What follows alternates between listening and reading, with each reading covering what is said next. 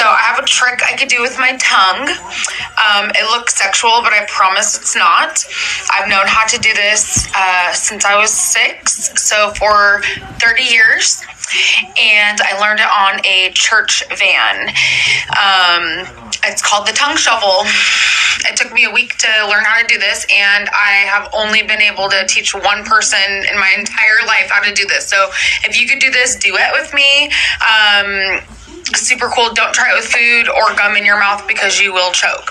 Again, it's called the tongue shuffle.